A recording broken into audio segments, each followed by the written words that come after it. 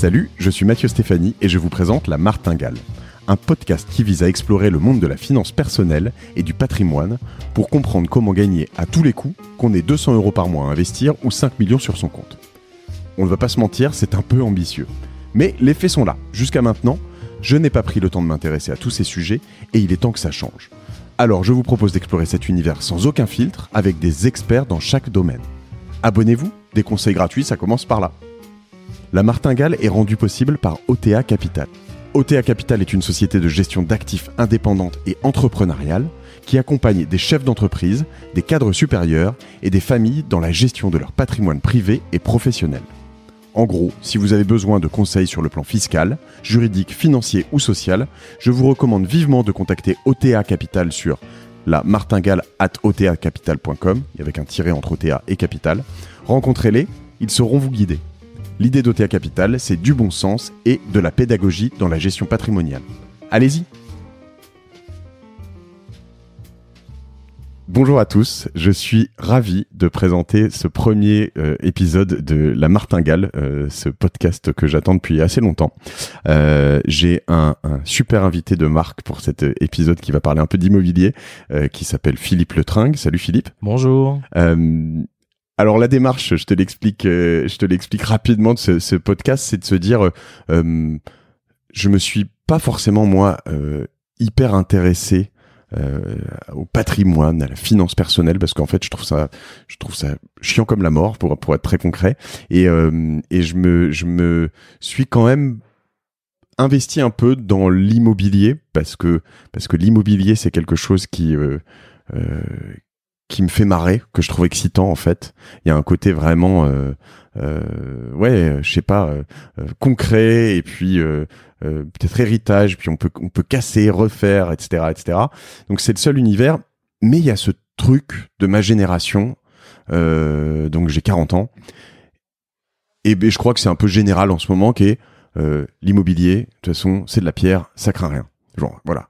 Et moi, j'ai du mal à y croire complètement, et j'ai même plutôt ce sentiment assez désagréable, parce que j'en ai acheté un petit peu quand même, pas beaucoup, mais on a acheté ses bureaux, on est chez Cosa Vostra, là j'ai acheté un appartement perso, puis voilà. Mais de me dire, quand tout le monde se dit ça, il y a un truc qui cloche et il va se passer quelque chose. Winter is coming. Et donc voilà. Et donc je me suis dit, je vais aller chercher l'expert en immobilier qui va me répondre à ces questions, à ce petit sentiment désagréable. Et je suis allé chercher Philippe Letringue. Philippe, je peux te demander. Je relève le défi. On va voir si ça craint ou si ça craint pas. Voilà. Alors rapidement, explique-moi pourquoi t'es légitime sur cette question. Qui es-tu, Philippe Alors Letringue ? c'est pas par ma passion de l'immobilier, parce que je comprends même en t'écoutant que c'est une passion qui est partagée par beaucoup de gens. Ouais. Une passion parce que c'est une matière vivante, parce que c'est une matière dans laquelle on vit, dans laquelle on travaille, dans laquelle on va faire du shopping, donc qui est plein d'expériences. Et puis c'est aussi, on le dit, faut parler patrimoine, c'est une matière financière. Chaque opération immobilière, c'est aussi une petite opération de M&A. C'est une opération où on va aller imaginer le produit de demain, imaginer l'exit stratégie, monter de financement, exécuter en temps et on budget. Voilà, donc je partage peut-être avec toi, d'autres, cette passion. Mais cette passion, moi, je suis tombé dedans durant mes études, et aujourd'hui, cette passion, j'ai eu envie d'en faire un projet d'entreprise. Ça fait 3 ans que j'ai sauté le pas, que je suis sorti des grandes sociétés. J'ai été chez un grand investisseur européen, je travaillais dans une banque, j'ai même commencé dans un observatoire économique de l'immobilier. Donc avec toujours l'idée, j'ai été un acteur, mais j'ai été aussi un analyste. Aujourd'hui, mon projet, le projet que je porte depuis maintenant plus de 3 ans, c'est être une société de conseil, c'est d'accompagner les décideurs de l'immobilier à des moments clés de leur vie. C'est quoi un décideur de l'immobilier ? C'est un investisseur. D'accord. C'est un gestionnaire, c'est un promoteur. Quand on parlait de projets complexes, il y a toute une chaîne dans l'immobilier. Il y a celui qui vend, il y a celui qui gère, il y a celui qui fabrique, il y a celui qui finance, et puis il y a celui qui finance avec de la dette, et celui qui finance, comme toi quand tu as acheté tes bureaux, en tant qu'investisseur. Donc c'est tous ces gens-là, ils réfléchissent des fois à des nouveaux projets, aller dans de nouveaux pays, de changer de stratégie, et puis aussi les grands événements des entreprises, un rapprochement, une cession, un changement d'actionnaire. Moi, je suis là, au carrefour du conseil, de la finance et de la stratégie pour être à côté de ces gens-là. D'accord. Bon. Donc, et quand tu fais ça, t'es obligé de savoir de quelle heure est-il? Comment est le marché? Où est-ce qu'il va? Et puis on parle pas d'un seul marché, parce que moi mon horizon il est européen, donc je parle de plusieurs pays. Et puis on parle de plusieurs marchés. T'as parlé tout à l'heure de l'appartement et du bureau. Oui, il y a l'appartement. Oui, il y a le bureau. Il y a aussi le commerce. Il y a la logistique. Et puis il y a tous ces nouveaux besoins, ces nouveaux usages. Comment on finance le coworking? Comment on finance le co-living? Comment on finance les résidences pour personnes âgées? Comment on développe les produits de demain? Je pense qu'il y a un mot que j'aimerais bien qu'on discuter tout à l'heure, parce que pour moi il est au cœur de ça, c'est future proof. Alors je sais pas le dire mieux qu'en anglais, c'est bien prêt pour le futur. Et dans vos business, les uns les autres, dans vos vies perso, vous pensez toujours à ce que vous faites, est-ce qu'il est bien équipé pour le futur, pour demain?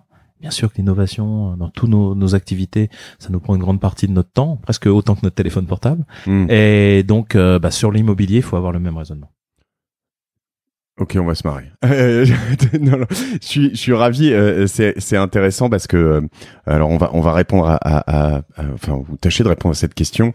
Mais en effet, au-delà de ça, il y a tellement de questions qui se posent et tellement quand je t'écoute tu me dis au niveau européen, mais finalement quand je t'écoute, je me dis que Paris est probablement beaucoup plus proche de Londres que de Cherbourg ou de Mulhouse, quoi, en fait, en termes de voilà.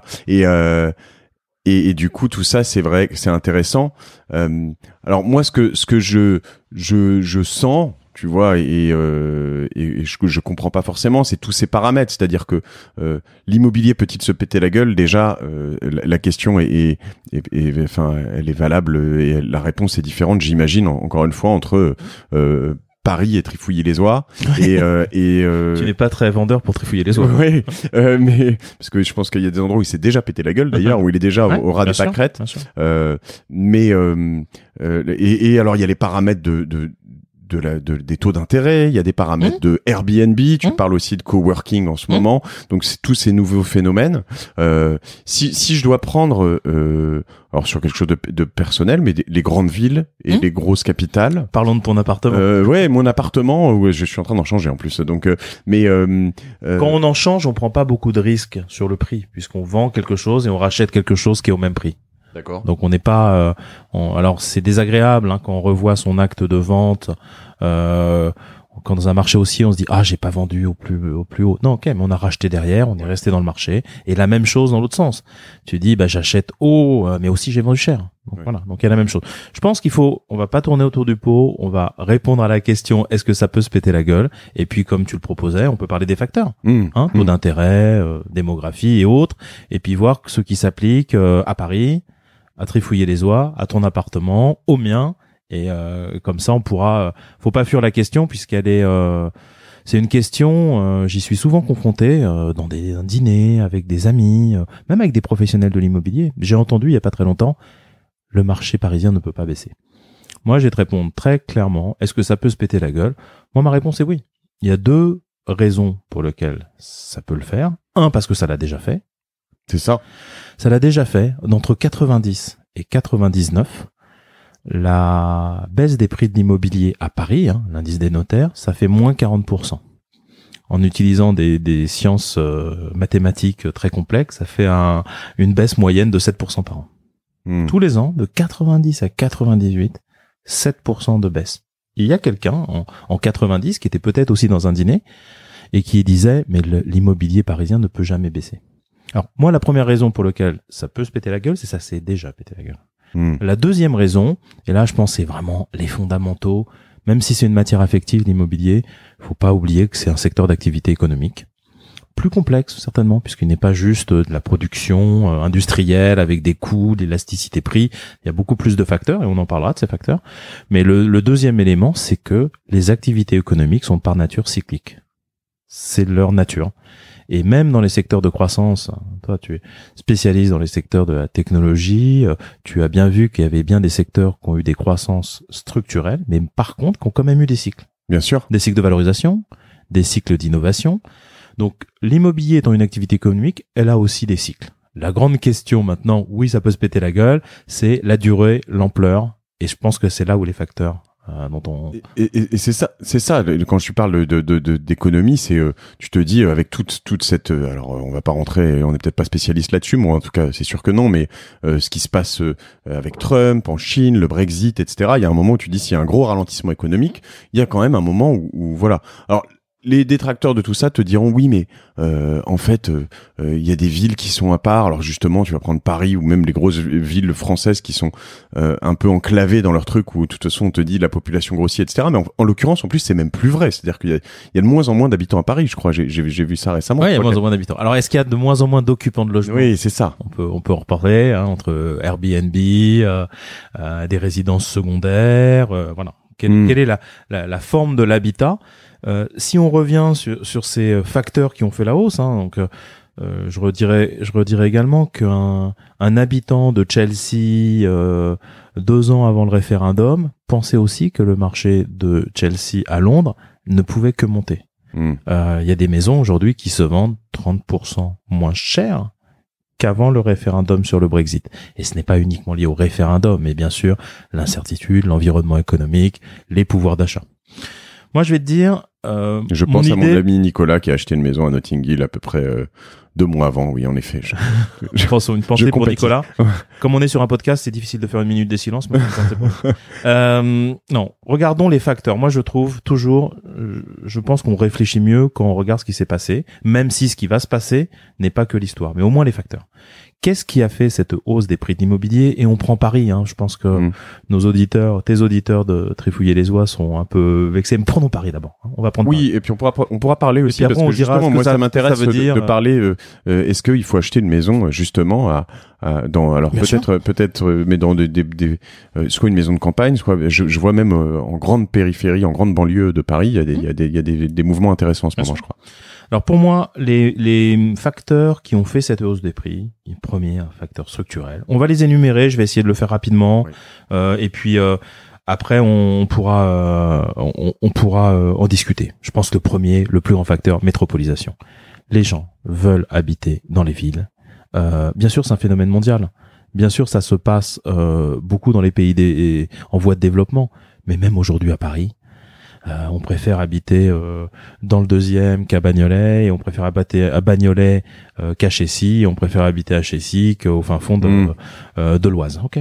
C'est si je dis 2 chiffres, aujourd'hui, un peu moins de la moitié de la population mondiale vit dans des villes, alors qu'on a 7 milliards à peu près d'habitants. En 2050, les 2/3 de la population mondiale vivra dans des villes, alors qu'on aura plus de 9 milliards d'habitants. Donc ça fait un taux de croissance sur cette ville. Bon. Mais ça, tu te dis que du coup, c'est imparable. Ça veut dire que ça, de toute façon, là pour un moment. De toute façon, les villes vont monter. Et je crois que c'est le bon réflexe, tu vois. Il faut regarder quelles sont les choses qui sont parables, pas parables. Mais donc, il y a une pression, démographique. Après, il y a des facteurs exogènes financiers qui ont joué. Tu as raison. Les taux d'intérêt bas. Aujourd'hui, quand même, on achète un logement en fonction de sa capacité de remboursement. Tous les salaires n'ont pas beaucoup monté. Par contre, les mensualités permettent d'acheter davantage puisque les taux sont bas. Deuxièmement, faut pas le sous-estimer. L'argent est gratuit. L'argent est pas cher. Oui. Et ça pose des problématiques de patrimoine et d'épargne. Et on pourra en parler si tu veux, puisque j'aime bien. Je trouve qu'il faut remettre des fois un peu aussi l'église au milieu du village sur ces questions-là. Il faut prendre ces taux d'intérêt bas comme un facteur qui nous permet de prendre des décisions. Faut pas juste le constater et avoir peur que ça change, mais qu'est-ce que ça veut dire sur ce qu'on fait? 1,35 le taux que j'ai eu sur ces bureaux. Bravo. Bravo. Je pense que ce qui était très intéressant, c'est que ces bureaux dans lesquels on est aujourd'hui, ils sont désirables. Ouais. Ils sont parce qu'ils ont été rénovés, ils sont désirables parce qu'ils sont placés dans un endroit qui est agréable à vivre. Il y a une boulangerie très sympa en bas. On va en transport en commun de manière sympa. Exact. Là, tu touches un point.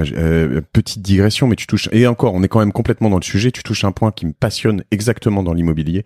C'est qu'un jour, j'ai eu un conseiller qui m'a dit qui voulait me vendre un appartement à Bron, en banlieue de Lyon, et que je connais pas. C'est peut-être très bien, mais je connais pas. Et puis c'est un appartement sur plan. C'était à l'époque les lois Robien. Aujourd'hui, je sais plus comment ça s'appelle, mais voilà. Et je regarde le plan, je regarde tout ça, et puis je me rends compte qu'il y a un mur à 1,50 m de toutes les fenêtres et qu'il était au premier étage. Je lui dis non mais en fait je vais pas acheter ça. C'est pas un appartement ce machin, c'est un taudis. Et il me dit mais non mais en fait tu t'en fous. Là c'est de la défisque. T'achètes pas un bien immobilier, t'achètes un produit financier. Et je lui dis mais t'as rien compris. En fait, je suis en train d'acheter un appart. Un jour, même si ça défiscalise, un jour, il faudra que je le revende. Donc, enfin voilà. Et faut que ce soit désirable. Faut quand même qu'il y ait, moi, je sais pas, si tu m'envoies un truc comme ça, mets-moi une piscine, un truc, un rooftop, j'en sais rien. Mais tu vois. Et il dit, et c'est lui qui me disait, mais non, mais t'as rien compris, quoi. Bon, en réalité, je l'ai pas acheté et j'ai bien fait. J'ai fait autre chose de cet argent. T'as tout compris. Je pense que t'as tout compris. Et la désirabilité, en effet, je pense qu'il y a un côté sex appeal sur un bien immobilier. Et c'est ça qui est la différence entre un produit financier et le bien. Et c'est ça qui est tripant dans l'immobilier. Après, on peut en parler sur des facteurs. Tu sais, il y a une école alors, si on regarde de niveau académique, il y a une école pour valoriser les biens immobiliers qui, au lieu de regarder les mètres carrés et les prix par mètre carré, regarde des facteurs qualitatifs mis ensemble. Donc, ça s'appelle les facteurs hédonistes. Et tu parlais de Bordeaux tout à l'heure. Notamment, il y a eu des études assez approfondies qui avaient été faites sur Bordeaux et de regarder comment jouer sur les facteurs de prix, l'ensoleillement, les terrasses, la qualité de la pierre. Et au final, cette désirabilité, faut pas la voir que comme quelque chose de entre guillemets caprice mais c'est parce que en fait, la valeur d'un bien immobilier, c'est la qualité de l'usage pour celui qui est dedans.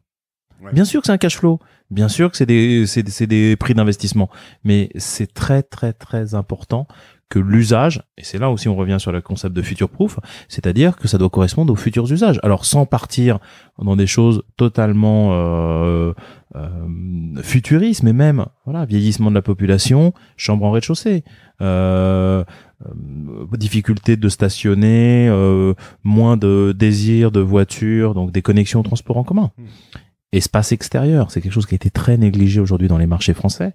Tu parlais de ces appartements Robien et tout ça. On a tartiné beaucoup d'appartements neufs en défiscalisation dans des endroits qui pouvaient être agréables, mais sans penser que c'était bien d'avoir une petite terrasse, un petit bout de jardin, un petit truc, l'espace extérieur, le contact avec la nature.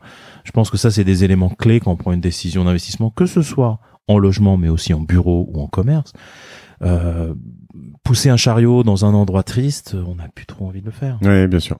Très bien. C'est hyper intéressant. Le côté désirabilité. Ouais. Je reviens peut-être sur la partie financière parce que on disait, ok, les critères quali, mais n'oublions pas la finance. En quoi elle a contribué à la hausse des prix de ces dernières années, et l'analyse implicite, c'est si ces facteurs ne sont pas là, dans le futur, c'est plutôt des éléments qui peuvent être des facteurs favorables au marché qui se pète la gueule, comme tu le dis. Je pense que les conditions bancaires, c'est quelque chose qu'il faut avoir en tête quand on parle du logement. Les banques sont favorables à l'allongement des durées de prêt. Elles sont moins regardantes sur les critères. Donc quelque part, elles ont incité ou favorisé l'endettement des ménages. Et donc, ça veut dire qu'il y a plus d'argent, il y a de l'argent moins cher et il y a plus d'argent disponible en même temps. Mais tu vois, alors là, pour ceux qui ont un peu regardé peut-être comment s'appellent ces deux films là sur les subprimes, The Big Short et il y en a un autre, ils sont incroyables. Je me suis régalé récemment. Mais là, tu vois, chez moi, quand tu dis ça, t'allumes un voyant rouge qui me dit attends, les banques sont plus laxistes, elles prêtent plus facilement à des taux moins chers, et c'est comme ça que tu fais une pyramide qui se casse la gueule. Elles créent, c'est des éléments qui vont dans le sens de l'inflation des prix. Donc le jugement de valeur sur l'accès au crédit, je pense qu'on n'aura pas le temps qu'on s'est imparti ne sera pas suffisant pour parler de ça, et aussi contrôler l'accès au crédit, notamment des gens qui ont le moins de revenus. C'est pas notre sujet aujourd'hui. Non. Par contre, je vais prendre un exemple qui s'est passé en Europe. Aux Pays-Bas, il y avait une pratique très répandue de déductibilité, donc c'était une pratique législative, de déductibilité des intérêts d'emprunt, et qui s'était donc on achetait. Donc les intérêts d'emprunt, on pouvait les déduire de ses revenus. Donc il y avait une forme de incitation fiscale à la propriété. Il y avait deux facteurs qui s'ajoutaient à ça. Des banques très solides, à l'époque ABN AMRO, Fortis, qui prêtaient. Donc on se retrouvait très souvent avec la situation d'un étudiant qui sortait de l'école et qui prenaient un appartement avec un crédit, et souvent on appelait ça le crédit à 110% parce qu'on mettait aussi dedans une télé, d'accord, il mettait ce qu'il fallait, le fameux 110%, d'accord. et il y allait comme ça. Les banques, ça n'a pas été, c'est le Big Short indirect, mais c'est les banques néerlandaises se sont retrouvées fragilisées avec la crise. L'État néerlandais s'est rendu compte que cette politique de logement, elle empêchait, c'est un petit pays, les Pays-Bas, elle empêchait la fluidité, la flexibilité de l'emploi, et elle était aussi pas forcément adaptée à ces jeunes qui ne voulaient plus forcément, ils possèdent pas leur téléphone, ils possèdent pas beaucoup de, voilà, ils font de l'auto-partagé et on veut leur obliger d'acheter un appartement. Donc ça a été changé. Et il y a eu une crise sur le marché du logement. Et le marché du logement s'est pété la gueule aux Pays-Bas. Après, là, on parle d'il y a moins de 10 ans. Oui, on parle d'il y a 15 ans. On parle d'une petite 15, une douzaine d'années. Ouais, on parle. Ouais. Et alors, depuis 3 ans, le marché a repris puisque, les industries technologiques se sont beaucoup développées, notamment autour d'Amsterdam. Amsterdam est une ville agréable à vivre. Il y a un réseau de transport, dans ces villes, du Randstad, donc Amsterdam, La Haye, Utrecht, qui permettent de s'y déplacer.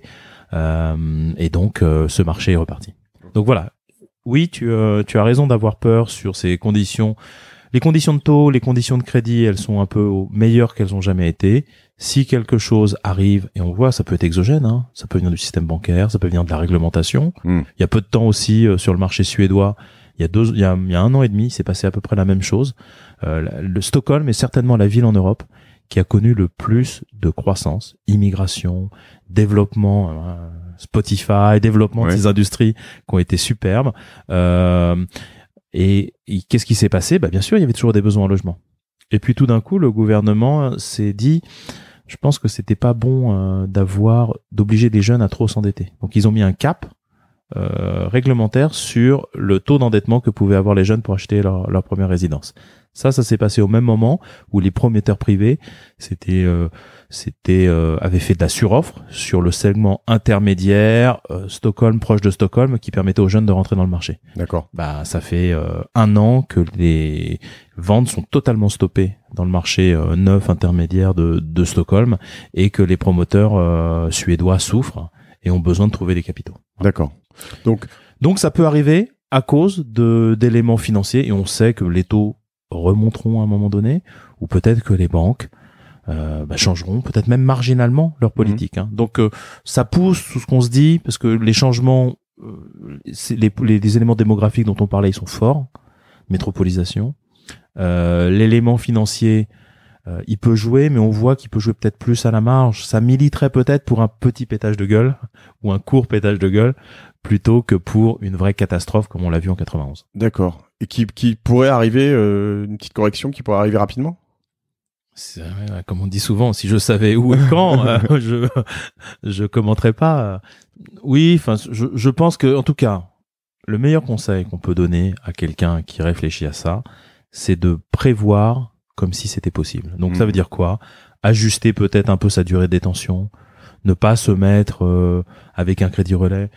Ça veut pas dire ne plus habiter, rester dans une caravane et attendre que les prix baissent de 30% pour réentrer dans le marché, parce que c'est aussi un risque. Et puis dans l'achat immobilier, bien sûr qu'il y a une exposition au prix, mais il y a aussi de l'épargne forcée, puis il y a aussi la capacité d'aller d'un endroit à un autre, on change dans sa vie. Mais en tout cas, je pense que c'est le meilleur conseil qu'on puisse donner, c'est imaginez-vous que ça peut arriver. D'accord. Ça sera certainement pas aujourd'hui mon estimation, c'est que ce sera pas forcément une ampleur forte, puisqu'il n'y a pas d'éléments financiers qui sont là. On vient quand même de passer une très grande crise financière, il y a moins de 10 ans. Donc ça sera pas fort, mais c'est tellement plus simple de penser que ça peut arriver. C'est vrai. Toujours être. J'ai enregistré sur mon autre podcast dans Génération Do It Yourself avec un optimiste qui est un professeur docteur en sciences économiques et qui s'appelle Philippe Gavillier, qui dit un entrepreneur est quelqu'un d'optimiste qui a un pessimiste dans la soute. Et c'est un peu. C'est le directeur financier, et c'est le directeur financier pessimiste. Alors ça peut être lui-même, tu vois, ça peut être dans la même personne, mais je veux dire, en tout cas, il y a ce côté un peu pessimiste dans la soute. Dans la soute, c'est ce que tu es en train de dire. Mais d'accord. Et Du coup, aujourd'hui, on a quand même une tendance où, enfin moi, on me raconte encore hier, je déjeunais avec Olivier Goua, avec qui j'ai aussi enregistré un podcast, qui me raconte qu'il a des propositions de fonds ou de gens qui veulent racheter ses bureaux et qui font des calculs un peu en reverse engineering, qui disent en gros, bon bah ton bureau, quel est ton loyer? Ok, très bien. Donc si je veux gagner 3% par an, bah voilà. Donc c'est un calcul traditionnel, j'imagine. C'est un calcul traditionnel. Voilà. Le prix pour l'immobilier d'entreprise, c'est souvent le rendement. Voilà. Parce que c'est le comparé à d'autres placements. Puisqu'en plus c'est plus safe, je crois, un peu plus que l'immobilier de. Oui, parce que c'est moins régulé. Ouais. Voilà, c'est moins réglementé. Il y a moins d'inconnus. Et du coup, il me dit, j'arrive avec des bureaux en plein cœur de Paris, avec des gens qui sont prêts à me faire des offres à quasi 20 000 euros. C'est possible, ça? Oui, c'est possible. C'est possible. Donc, oui, c'est possible. Pourquoi? Ça, c'est vraiment un 20 000 élément. euros le mètre carré, hein. Ouais, bien sûr, mais il y a même eu des transactions à 25 000 euros, du mètre, en bureau. Pourquoi c'est possible? Ça, c'est un phénomène, qui est aussi lié au taux d'intérêt, mais donc qui est pas forcément lié à la dette. C'est, la structure des taux d'intérêt, ça commande bien sûr les coûts de financement pour les gens économiques, les banques, mais ça commande aussi la rémunération des placements. Ouais. C'est le point oui, dont j'évoquais tout à l'heure, c'est que se dire, il faut s'habituer. Alors moi j'ai un père. Comme tu gagnes, pardon, excuse-moi, avant que je te coupe, mais j'essaie de comprendre avant que tu le dises. Comme tu gagnes 0,5% sur un livret A, bah vaut mieux aller gagner 3% sur un truc d'immobilier. Tout à fait. Ça. Donc c'est intéressant et à l'achat parce que tu payes pas cher tes taux d'intérêt, et à la vente, à la vente parce que c'est un placement intéressant. C'est un thermomètre relatif au moment où tu prends ta décision. Qu'est-ce que tu fais avec ton argent? Je le mets, j'achète des obligations d'État, 1%, l'État, il va te rembourser. Donc, tu prends pas beaucoup de risques. J'achète une obligation d'une entreprise, 2-3%. Toi, tu émets une obligation pour une de tes entreprises non cotées, 6-7%. Ouais. Et puis, tout d'un coup, il y a l'immobilier qui se trouve à ce moment-là et on se dit, peut-être à 3%, c'est pas mal. Ouais. C'est un peu plus risqué que les emprunts d'État, mais en même temps, j'ai un actif à la fin, je retrouverai quelque chose. Donc, c'est ça. Et ce phénomène-là, bien sûr, moi, je trouve qu'il faut pas l'expliquer que par les taux d'intérêt. Bien sûr, les taux d'intérêt, c'est le thermomètre. Mais pourquoi on est dans cette situation? Parce qu'il y a de l'épargne à investir. Mais moi, tu me dis... Il y a de l'épargne. Ouais. Et cette épargne, elle vient d'où? En fait, on croit toujours, on parle des fonds, on parle des... Non, des particuliers, hein. Non? Toute l'épargne qui est en jeu dans notre système économique, il vient que des particuliers. C'est tout le sujet de ce podcast. Il vient des particuliers français, bien sûr. Ouais. Et qu'est-ce qui fait qu'ils ont beaucoup d'épargne? Alors c'est bien sûr c'est l'immobilier, mais c'est surtout parce que c'est une génération, les baby boomers, qui ont connu la croissance économique, qui ont pu faire du patrimoine et qui aujourd'hui ont aussi des bonnes conditions sociales, socio-économiques. C'est une génération qui est assez riche et qui épargne. Ils épargnent, ils ont de l'épargne et donc cette épargne, ils l'ont en assurance vie, ils l'ont dans des SICAV, ils l'ont dans des livrets. Donc il y a cette épargne des Français, mais faut pas non plus sous-estimer qu'il y a beaucoup d'épargne qui indirectement vient des étrangers. Oui, les fameux hedge funds ou les fonds de pension. Fonds de pension, pardon. Oui, fonds de pension, c'est ceux qui gèrent la retraite. Oui. Le plus grand investisseur dans le monde, c'est un fonds de pension qui s'appelle APG et qui est le fonds de pension qui gère les retraites des fonctionnaires néerlandais. Depuis longtemps, les Néerlandais ont opté dans leur pacte social pour un système de retraite par capitalisation. Donc, ils ont à la fois une société où il y a de la redistribution de revenus, mais pour la retraite, c'est je donne mon argent à mon fonds de pension et mon fonds de pension me reversera en fonction de ce que j'ai versé, me reversera une rente.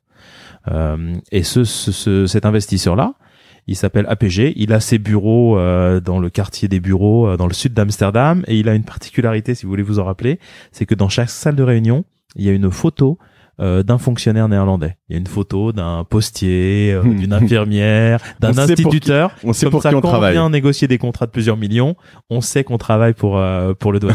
C'est pas mal. Mais c'est le plus gros investissement. Ça veut dire que ces retraites-là, vieillissement de la population, toutes ces générations sociétés de services, il y a beaucoup d'argent. Mais du coup, ça veut dire que alors il faut qu'on parle aussi d'autre chose que de bureaux ou à Paris. Mais moi, si demain quelqu'un me dit je t'achète tes bureaux à 20 000 euros du mètre carré, mais je vends tout de suite. J'ai tort ou pas? Ça dépend de la stratégie patrimoniale. Je pense que c'est pour faire quoi avec l'argent? Est-ce que donc si c'est pour refaire de l'immobilier et avoir un risque similaire, c'est pas exclu que ce soit à peu près le même prix auquel tu réinvestisses. Si c'est pour faire un choix d'allocation, c'est-à-dire je ne veux plus d'immobilier, je veux investir dans des startups, je veux du cash, je veux investir en dollars, je veux investir aux US parce que je pense que l'économie américaine sera meilleure structurellement que l'économie européenne. Ça, c'est un choix d'allocation. Non, et puis après, il y a, ouais, c'est vrai. Faut peut-être pas raisonner comme ça. J'aurais raisonné du coup à l'envers, mais je me dis si je peux faire x3 en 3 ans, je fais x3 en 3 ans, tu vois. C'est en termes de rendement, c'est juste le coût de ma vie, tu vois. Je pense que ce que te dit les taux d'intérêt, si on est content, ou en tout cas si l'économie fonctionne avec des taux à 1%, allez, imaginons que les taux remontent et qu'on repasse à 3%. Bah, ça veut dire que quand t'as triplé en quelques années, bah, t'as fait une performance qui est une surperformance. Donc, il est légitime de prendre ses gains. En bourse, on dit pas vendu, pas perdu, mais pas vendu, pas gagné aussi. Donc, si on n'a pas réalisé une plus-value, il faut être dans une logique patrimoniale. Après, j'imagine que tu exploites ton entreprise. C'est un lieu qui te permet aussi de rencontrer d'autres entreprises, d'être dans un endroit. Il y a une valeur business pour toi qui est bonne. Et franchement, au niveau patrimonial, les entreprises payent un loyer. Ce loyer finance la SCI qui détient les murs pour toi. Ça marche. Ouais. Ça marche. Ok.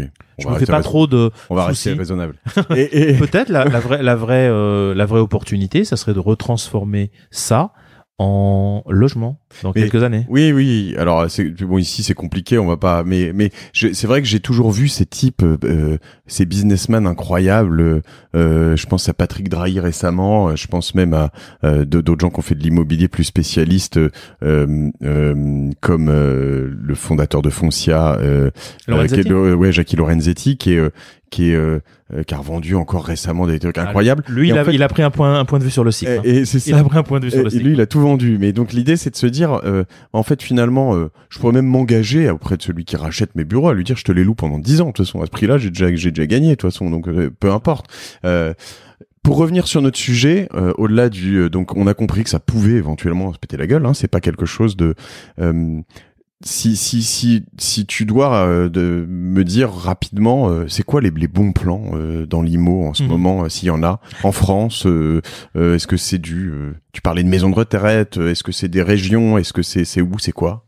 Alors j'ai deux idées différentes. La première, c'est pour un investisseur qui croit à ces phénomènes de métropolisation, de présence d'épargne, de besoin d'objets attirants, et qui a une petite somme à placer. Donc moi aujourd'hui, l'exposition immobilière que je privilégierais, ce serait d'acheter des actions de sociétés foncières cotées, et je prendrais le secteur des centres commerciaux.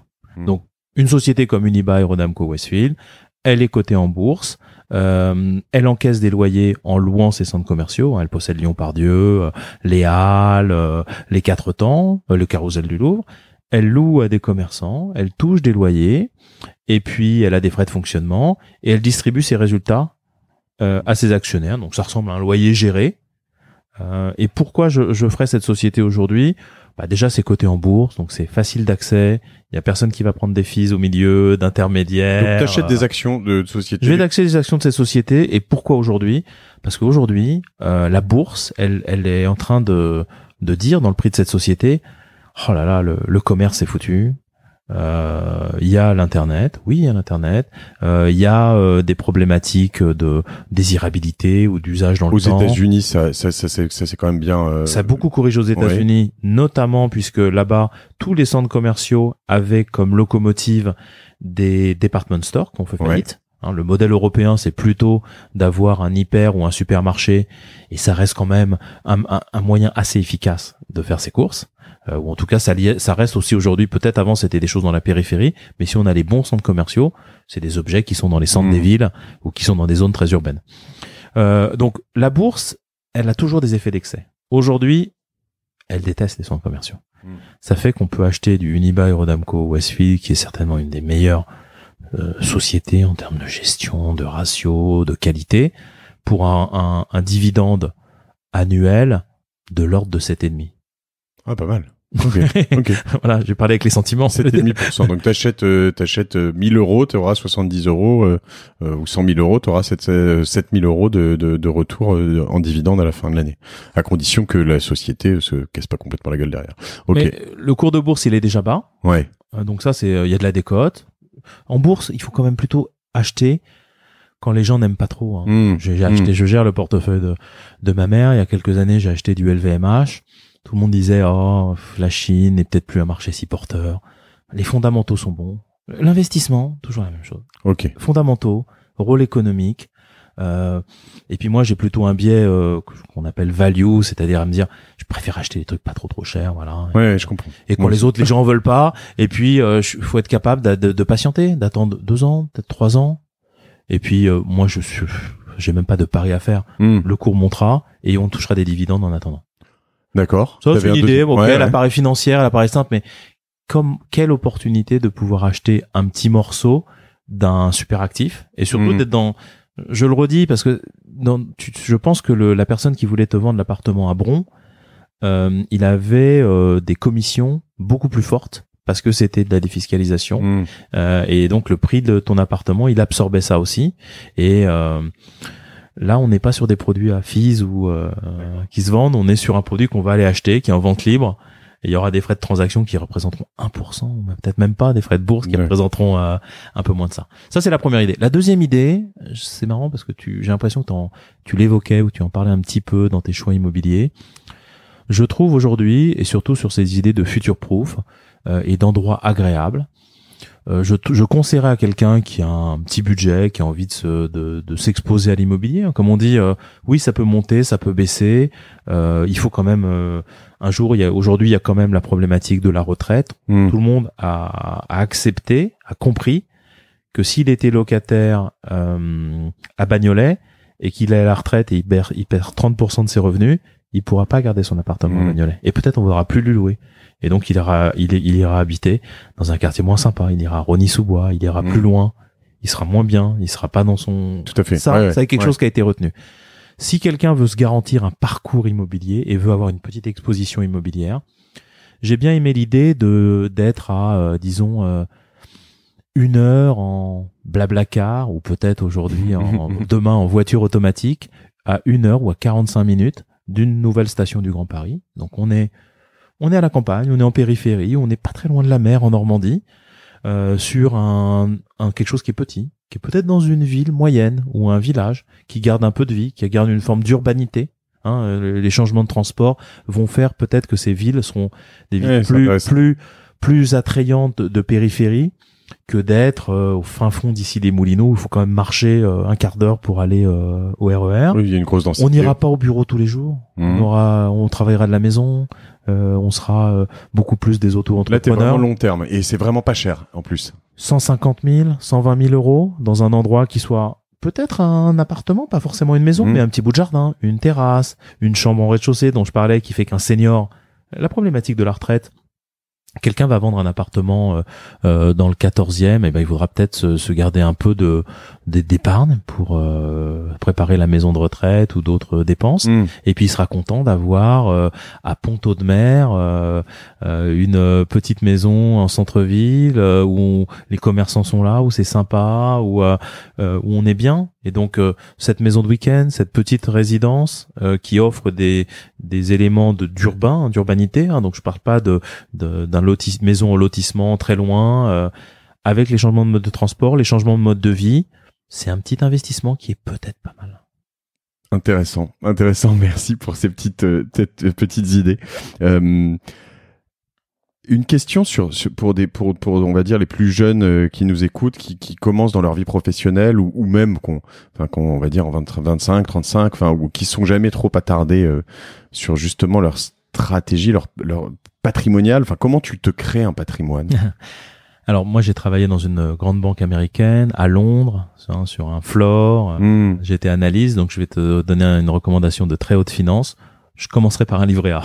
Je commencerai par un livret A. Pourquoi? Parce que avant de prendre des produits qui sont trop contraignants, on a tous accepté que les taux d'intérêt étaient bas, donc la rémunération de l'épargne est très basse. Le cash, se constituer du cash dans sa vie. Hein, 5 000, 6 000, c'est beaucoup d'argent déjà. 10 000 de cash. Avec ça, on peut démarrer des projets, on peut démarrer des acquisitions, on peut faire des choses. Donc moi, je dirais, allez, on prélève un petit peu d'argent, quelques dizaines d'euros, quelques centaines si on a les moyens, tous les mois.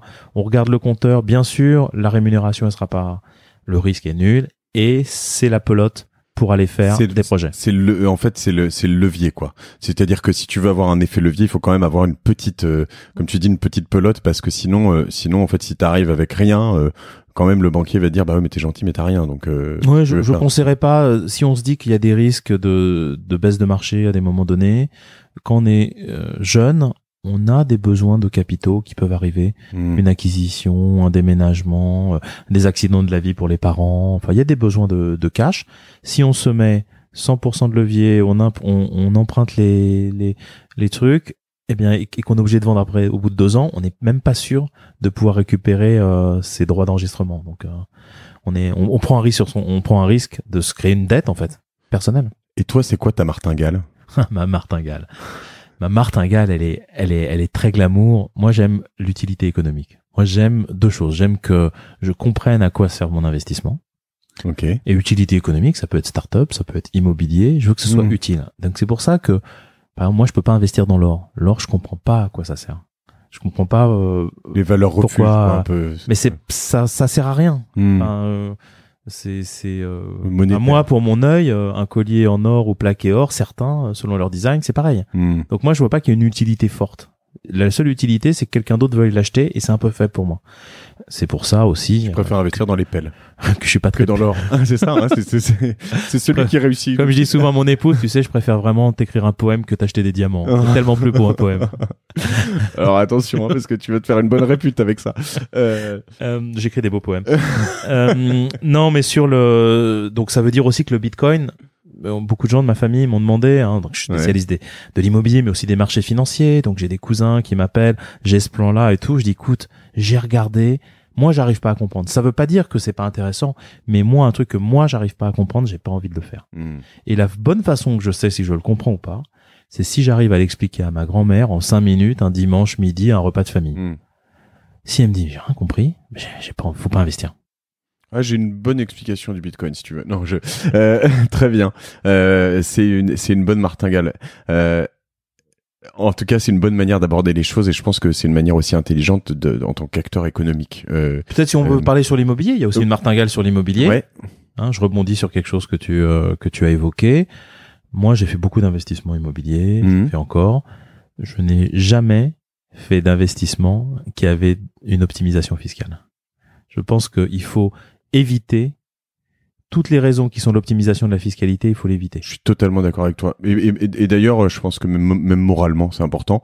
Mais en plus, c'est souvent un biais qui est pas forcément intéressant. Quand je dis moralement, c'est qu'en fait, chercher absolument la défisque, en fait, c'est quelque chose qui est pas sain. Ça fait faire des mauvais investissements. Comme un investissement à Bron. Enfin non, mais Bron n'en était pas peut-être pas, mais celui-là était un mauvais investissement pour nos auditeurs de Bron. On dit à tout exactement, on dit à tous les gens et aussi de la municipalité. Vraiment, Bron est aussi une très très belle commune. Alors moi, j'ai une martingale que je voudrais t'exposer. Et tu vas me dire ce que t'en penses. Et je l'ai pas réalisé assez tôt, mais souvent.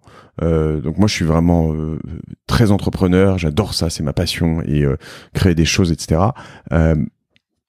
Et en fait il y a un type que je connais, que j'admire beaucoup, qui s'appelle Pierre Chavanon, qui a monté une boîte, enfin plusieurs boîtes aussi.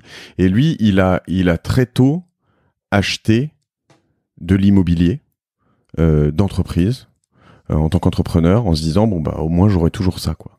Et en fait, à chaque fois que j'en parle autour de moi désormais de cette martingale, à des jeunes entrepreneurs ou des gens, ils disent non mais nous on est 2, je vais pas. Mais si justement vous êtes 2, achète un bureau de 30 mètres carrés ou 40 mètres carrés. On s'en fout, un tout petit, c'est pas grave, quoi. Puis quand vous serez 8, t'en achèteras un de 80 mètres carrés, puis quand vous serez 100, t'en achèteras un de 1000 mètres carrés. Mais si tu commences pas très tôt, quand t'es 100, t'as plus les moyens, c'est trop gros, etc. Et lui, Pierre, il a fait ce truc-là. Et en plus, à chaque fois, il a réussi à garder ses anciens bureaux. Ce qui fait qu'aujourd'hui, il se retrouve, après 15 ans, avec 4 bureaux dans Paris et périphérie, de 30 ou 40 mètres carrés du plus petit à 250 au plus gros. Donc, il est assis sur un truc qui est quand même assez impressionnant. Et je trouve ça remarquable. Qu'est-ce que t'en penses? Acheter ou louer, acheter ses bureaux avec des taux de rendement qu'il a dû avoir qui étaient entre 6 et 8, super. Veut-on acheter des bureaux avec des taux de rendement à 3? Quand on fait tourner son bilan, ça veut dire qu'on expose quand même une partie de son equity ou une partie de sa richesse. Moi, j'ai eu la même réflexion, je suis entrepreneur aussi et j'adore l'immobilier. Et donc, bien sûr, je suis allé visiter quelques bureaux. Depuis 3 ans que j'ai créé mon entreprise, on était 3, aujourd'hui on est 6. J'ai changé déjà 2 fois de bureau. J'ai un client. Views. Je mettrai le pardon, je l'ai bien précisé en intro, mais pas de problème. J'ai changé plusieurs fois de bureau. Je peux passer du temps dans un autre pays pendant quelques semaines. Je me dis que la flexibilité, pour l'instant, pour moi, l'emporte sur la propriété. C'est aussi parce que aujourd'hui, mon projet immobilier où j'ai envie de mettre mon equity, j'ai un projet immobilier dans une ville au Portugal, une ville portuaire où je rachète un immeuble ancien que je veux reconvertir pour en faire un lieu de vie urbain pour ma famille et mes amis. Autre projet. Bon, je me suis fait bâcher sur ma martingale par un expert immobilier, voilà. Merci beaucoup Philippe Le Tringue, c'était vraiment un super épisode. Je mettrai, si tu veux, le lien sur ton LinkedIn. Bien sûr. Et puis sur ton site, évidemment, pour te retrouver. J'étais ravi de faire ce premier épisode avec toi. À tous ceux qui nous écoutent, qui sont pas familiers à l'univers du podcast, n'oubliez pas de vous abonner. N'hésitez pas à noter ce podcast pour ceux qui sont sur Apple, parce que c'est important, ça le fait remonter dans les classements, à le partager autour de vous à des gens, voilà, et à le suivre parce qu'on va essayer d'aborder plein de projets, plein d'univers des finances personnelles, des choses que je connais pas du tout, et pour essayer de comprendre un peu avec des gens comme Philippe, à chaque fois expert dans chaque. Je vais tout écouter. Si tu donnes mon LinkedIn, je prends l'engagement de répondre à tous les messages que j'aurai. Ah voilà. Premier message gratuit. Après, il est quand même payé pour ses conseils. Non, mais souvent on met du temps avant d'ouvrir le compteur chez Views. Très bien. Eh ben écoute, on va reparler. Je vais t'accaparer 5 minutes là.